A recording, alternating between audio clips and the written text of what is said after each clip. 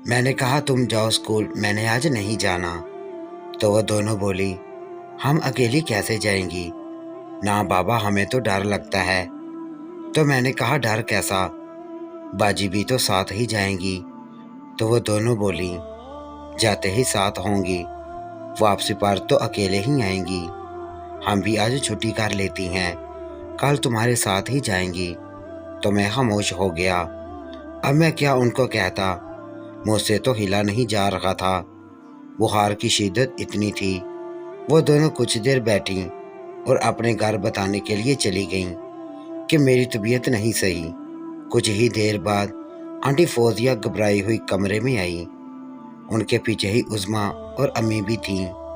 Aunty نے آتے ہی میرا سر منہ چومنا شروع کر دیا اور بولی ہائے ہائے کی ہویا میرے شہزادے نوں، کیویں بخار نال تپیا ہویا ہے۔ میں آنٹی کے اتنے بے تحاشا پیار اور فکر کو دیکھ کر رونے لگ گیا۔ آنٹی نے مجھے اٹھایا اور اپنے سینے کے ساتھ لگا کر مجھے چپ کروانے لگ گئیں۔ میں اور زور زور سے بچوں کی طرح رونے لگ گیا۔ تو عظمیٰ کہنے لگی امی ایدے سارے ڈرامے نے، کل چنگا پلا سی۔ تو آنٹی نے غصے سے نیچے جھک کر اپنی چپل اٹھائی اور عظمیٰ کو دے ماری۔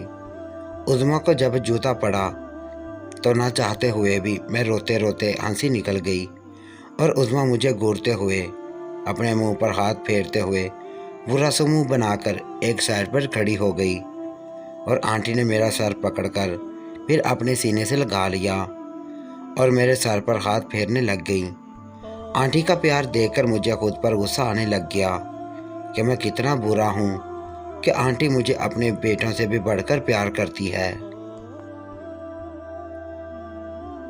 اور میرے لیے کتنی فکر مند ہیں، اور میں کتنا گھٹیا اور گندا انسان ہوں جو ہر وقت ان کے بارے میں غلط سوچتا رہتا ہوں اور ان کو گندی نظر سے دیکھتا رہتا ہوں۔ مجھے رہ رہ کر اپنے آپ پر غصہ آ رہا تھا اور شرمندگی سے اپنے آپ میں مرا جا رہا تھا۔ خیر آنٹی 2 گھنٹے کے قریب میرے پاس ہی بیٹھی رہیں اور مجھے اپنے ہاتھ سے دلیا کھلایا۔ پھر آنٹی شام کو آنے کا کہہ کر مجھے پھر ڈھیر سارا پیار کر کے چلی گئیں، اور میں اکیلا لیٹا آنے والے اچھے برے وقت کے بارے میں سوچتا رہا۔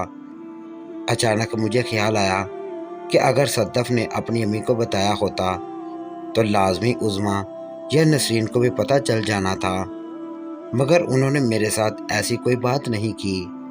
پھر نیگیٹو سوچ نے آ گرا کہ بچوں، اگر عظمیٰ لوگوں کے سامنے بات کرنا ہوتی تو صدف نے اپنی ماں کو اندر کمرے میں کیوں بلانا تھا؟ وہ باہر آ کر بھی کہہ سکتی تھی۔ انہی سوچوں میں مجھے پتہ ہی نہیں چلا کہ میں کب سو گیا۔ شام کو میری بہن نے مجھے اٹھایا، تیری ٹیوشن والی باجی اور اس کی امی آئی ہیں۔ ان دونوں کا سن کر میری تو ٹانگیں پھر کانپنے لگ گئیں، اور میں نے کانپتے ہوئے مری ہوئی آواز نکالتے ہوئے اپنی بہن نازی کو کہا ان کو کہو کہ میں سو رہا ہوں۔ تو وہ غصے سے بولی صبح کے سوئے مرے ہو، ابھی تک نیند نہیں پوری ہوئی؟ وہ اتنی دور سے آئی ہیں اور تم نواب زادے بہانے بنا رہے ہو۔ میں نے غصے سے اس کی طرف دیکھتے ہوئے کہا جانیے کہ نہیں۔ تو وہ پیر پٹکتی ہوئی باہر چلی گئی۔ اس سے پہلے کہ مجھے کچھ سوچتا، آنٹی اور صدف کمرے میں داخل ہوئیں۔ ان کو دیکھتے ہی میرا رنگ اڑ گیا۔ اتنے میں آنٹی آگے بڑھی اور میرے سر پر پیار دیتے ہوئے بولی کیا ہوا یاسر بیٹا، کل تو اچھے بھلے تھے، ہمیں بتا کر بھی نہیں آئے، چپ کر کے گھر آ گئے تھے۔ میری وجہ سے تمہاری طبیعت خراب ہوئی ہے نا؟ تمہیں چھٹیاں اتارنے کو نہ کہتی تمہارا یہ حال نہ ہوتا۔ صدف میرے سامنے کھڑی بڑے غور سے مجھے دیکھے جا رہی تھی، جیسے مجھے پہچاننے کی کوشش کر رہی تھی۔ میں ڈرتا اسے نظریں بھی نہیں ملا رہا تھا۔ پھر آنٹی صدف کو یہ کہہ کر چلی گئی کہ تم اپنے ویر کے پاس بیٹھو، میں ذرا آپا کے پاس جا رہی ہوں۔ مجھے یہ سن کر پھر ایک جھٹکا سا لگا، شاید آنٹی امی کو میری کرتوت بتانے جا رہی ہیں۔ تو آنٹی کے جاتے ہی صدف مجھے گھورتے ہوئے میرے پاس بیٹھ گئی اور آگے ہو کر میرے گال پر زور سے چٹکی کاٹ کر بولی ہاں جی سناؤ بے شرم، کہ میں بخار چڑھیا تو میں شرم سے ڈوبا جا رہا تھا۔ چپ کر کے منہ دوسری طرف کر کے رونے لگ گیا۔ صدف بولی بچو زیادہ ڈرامے نہ کر، شکر کرو میں نے امی یا ابو کو نہیں بتایا، ورنہ جو تیرا حال ہونا تھا تجھے پتا بھی نہیں۔ ابھی تیری عمر ہی یہ کام کرنے کی جو تو کر رہا ہے، شرم کر، اپنی عمر دیکھ اور کام دیکھ، ابھی سے تجھے جوانی چڑھی ہوئی ہے، بڑا ہو کر کیا کرے گا۔ صدف نے ایک ہی سانس میں مجھے لمبا سا لیکچر دے دیا۔ مجھے یہ سن کر کچھ حوصلہ ہو گیا کہ صدف نے گھر نہیں بتایا، اور شکر ادا کرنے لگ گیا۔ صدف اسی سٹائل میں میرے اوپر جھکی ہوئی، میرے منہ کو اپنی انگلیوں اور انگوٹھے سے ایسے دبایا ہوا تھا جیسے بچے کو زبردستی دوائی پلانے کے لیے اس کا منہ ایسے پکڑ کر زبردستی کھولتے ہیں۔ میں سکتے کے عالم میں صدف کے چہرے کی طرف دیکھی جا رہا تھا،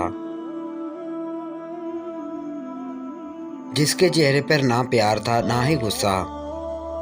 صدف میرے منہ کو ہلاتے ہوئے بولی بتا اب تیرا کیا کروں، بتاؤں اپنے ابو کو یا تیری امی کو؟ میرے ہاتھ بالکل سیدھے چارپائی پر تھے۔ میں نے صدف کی جب پھر دھمکی سنی تو میں اس سے ہاتھ جوڑ کر معافی مانگنے کے لیے اپنے دونوں ہاتھ اوپر کرنے لگ گیا، مگر یہ سب ہوا غیر ارادی طور پر تھا۔ میں نے روتے ہوئے ہاتھ جوڑتے کہا باجی مجھے معاف کر دو، اللہ کی قسم میں نے جان بوجھ کر آپ کو نہیں دیکھا تھا، بس ایسے انجانے میں مجھ سے غلطی ہو گئی، پلیز آئندہ کبھی بھی ایسا نہیں ہوگا، پلیز کسی کو مت بتانا۔ تو صدف بولی بس بس زیادہ ڈرامے مت کرو، مجھے سب پتہ ہے کہ تم مجھے کن نظروں سے دیکھتے ہو۔ اس دن جب میں گری تھی تب بھی کیا اچانک ہی سب ہوا تھا، اور روز جاتے ہوئے میں نوٹ کرتی رہتی ہوں تمہاری نظریں کدھر ہوتی ہیں۔ میں یہ سب سن کر مزید شرمندہ ہونے لگ گیا۔ صدف اپنی دھن میں مجھے گنوائے جا رہی تھی کہ جب تم کام چیک کروانے آتے ہو تب بھی تمہاری نظریں کدھر ہوتی ہیں، اور اب اتنے معصوم بن رہے ہو۔ دوسرے دن میری طبیعت کافی بہتر ہو چکی تھی اور صدف کا خوف بھی تقریباً اتر چکا تھا۔ میں اسکول کے لیے تیار ہونے لگ گیا۔ امی نے مجھے کافی روکا کہ آج بھی چھٹی کر لو، مگر میں نے اسکول جانے کا اصرار کر کے امی کو منا لیا اور تیار ہو کر آنٹی فوزیہ کے گھر جا پہنچا۔ آنٹی سے سلام دعا اور حال احوال بتانے کے بعد ہم تینوں گھر سے نکل آئے اور میں سیدھا کھیت کی طرف جانے لگا تو عظمیٰ نے میرا بازو پکڑتے ہوئے کہا باجی کو بھی ساتھ لے کر جانا ہے، وہ ہمارا انتظار کر رہی ہوگی۔ تو میں نے کہا یار چلو، وہ خود ہی آ جائے گی، ہمیں پہلے ہی دیر ہو رہی ہے، مگر عظمیٰ اور نسرین کی ضد کی وجہ سے مجھے مجبوراً صدف کے گھر جانا پڑا۔ ہم جب اندر داخل ہوئے تو صدف برقع پہنے تیار بیٹھی تھی۔ اس نے ایک نظر مجھے دیکھا اور پھر نظریں جھکا کر باہر کی طرف چل پڑی۔ ہم بھی اس کے پیچھے پیچھے گھر سے نکل کر اسکول کی طرف چل پڑے، جہاں پہلے کپاس کی فصل ہوا کرتی تھی اب وہاں بھی مکئی کی فصل کاشت کر دی گئی تھی، اور مکئی کا ان دوستوں کو پتہ ہے جو گاؤں میں رہتے ہیں کہ یہ فصل دنوں میں بڑھتی ہے اور تقریباً 7-8 فٹ ہو جاتی ہے۔ ہم آگے پیچھے چل رہے تھے، میں سب سے پیچھے تھا اور میرے آگے عظمیٰ تھی اور اس کے آگے صدف اور سب سے آگے نسرین تھی۔ کچھ دور جا کر صدف کو پتہ نہیں کیا ہوا، وہ بہانے سے عظمیٰ کو آگے کر کے خود پیچھے آ گئی اور مڑ کر مجھے دیکھا۔ اس کی آنکھوں میں مجھے واضح طور پر شرارت نظر آ رہی تھی، مگر میں نے اس کے دیکھنے کا کوئی رسپانس نہیں دیا۔ میں نے دوبارہ غور سے دیکھا تو واقعی ایسا ہی تھا۔ میں سوچ ہی رہا تھا کہ یہ کیا ماجرا ہے کہ چلتے چلتے میری نظر اس کے پاؤں کی طرف پڑی تو آج وہ اونچی ہیل پہن کر آئی تھی۔ اچانک صدف رکی اور ایک دم پیچھے مڑ کر میری طرف دیکھا اور میری آنکھوں میں آنکھیں ڈال کر سر کے اشارے سے پوچھا کیا دیکھ رہے ہو؟ تو میں شرمندہ سا ہو کر نیچے سر جھکا لیا۔ بس چند ہی سیکنڈ کے لیے ایسا ہوا تھا اور صدف بڑی ادا سے منہ دوسری طرف کر کے پھر چلنے لگ گئی۔ بس ایسے ہی تاکہ جاکی میں ہم اسکول پہنچ گئے۔ دوستو اس کی اگلی قسط کل اسی ٹائم اپلوڈ کی جائے گی۔ Thank you.